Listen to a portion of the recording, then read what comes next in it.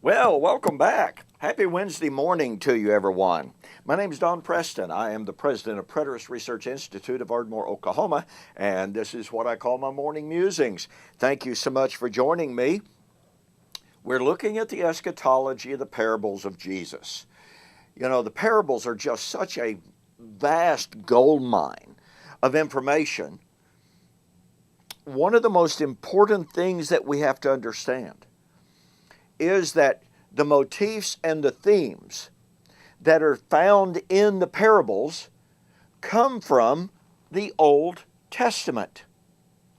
Paul said, speaking of Jesus and his ministry and his message, Romans 15 verse 8, that Jesus Christ came to confirm the promises made to the fathers.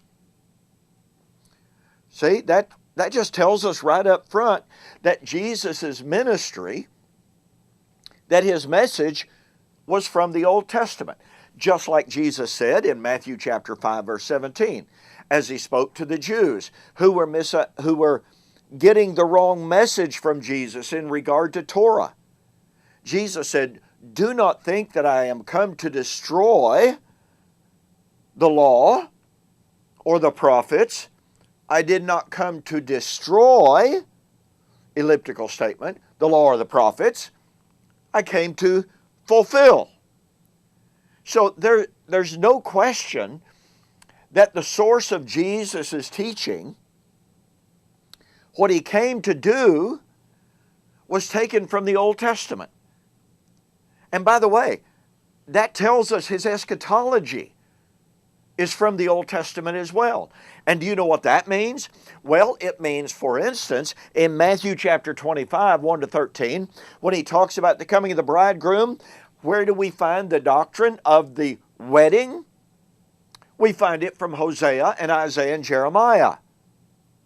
Where do we find the doctrine of the absent master coming for the wedding?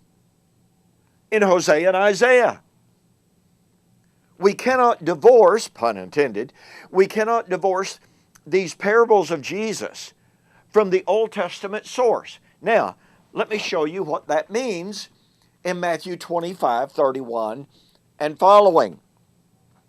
When the Son of Man comes in his glory and all the angels with him, then he will sit on the throne of his glory. Well, where do we find in the Old Testament the coming of the Son of Man to sit on his throne? Daniel chapter 7. Daniel chapter 7. Daniel tells us, "I saw in the night visions the coming of one like the Son of Man. And he came before the Ancient of Days, and there was given unto him a kingdom, a dominion, and power over every kindred, nation, tongue, and tribe." Now, a lot of people try to apply that to Jesus' ascension. And they say, see, he came before the Ancient of Days, came on the clouds of heaven. Well, that must be Acts chapter 1. No, I'm sorry, that won't work. It will not work. The scene of Daniel chapter 7 is set within a context of judgment, just like Matthew chapter 25, 31 and following.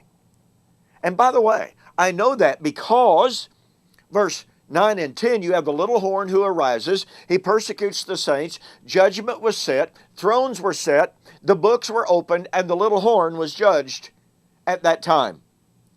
Then in Daniel 7, 15 and following, what do we find? Well, Daniel says, "Oh my goodness, my heart was troubled, my head was full. I did not understand the vision, but the God of heaven sent the angel to interpret the vision."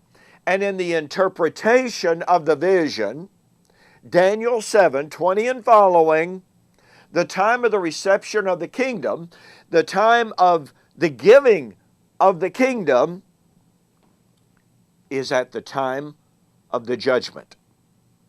So what do we find in Matthew chapter 25?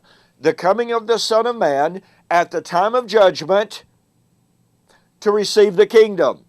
Now look, I'm not denying the kingdom was born on Pentecost. Christ ascended to the right hand of the Father, there to be seated on the throne of David, told Sit at my right hand until your enemies are made your footstool. Rule thou in the midst of your enemies. From Psalms 110, verses 1 to 4.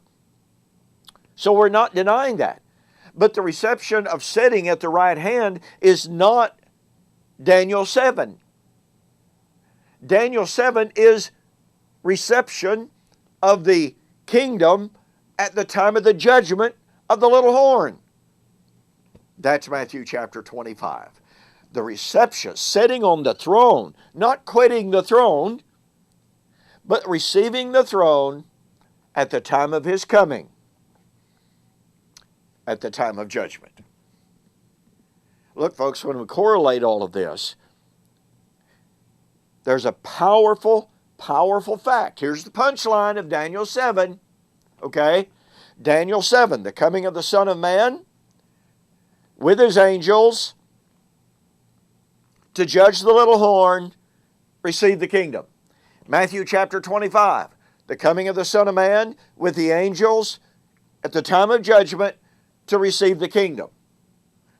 Daniel chapter 7 cannot be taken out of the time frame of the Roman Empire. Daniel's vision was of 4 beasts. Daniel 2, Daniel 7. And the 4th empire was the Roman Empire.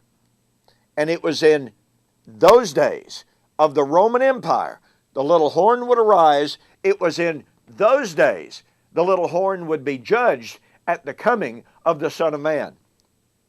Now, since Matthew 25 is drawing on Daniel 7, and since Daniel 7 cannot be taken out of the days of the Roman Empire, then no matter what we might think of the coming of the Lord, in Matthew 25:31, it had to have occurred absolutely no later than the days of the Roman Empire. Not a revived Roman Empire, the Roman Empire that was in existence when Jesus spoke these words. Hey, get a copy of my book, We Shall Meet Him in the Air, The Wedding of the King of Kings. I discuss this and the relationship of Daniel 7 to the entire story of New Testament eschatology, but its profound impact on our understanding of the parables of Jesus and the coming of the Son of Man to sit on his throne. Go to my website, eschatology.org, BibleProphecy.com. Order the book, We Shall Meet Him in the Air, The Wedding of the King of Kings. Mention that you saw the offer on YouTube and Facebook, and I'll refund your shipping. Thanks so much for joining me for this morning's Morning Musings, and there's a whole lot more to be seen on Matthew chapter 25, and we'll do that on the flip side.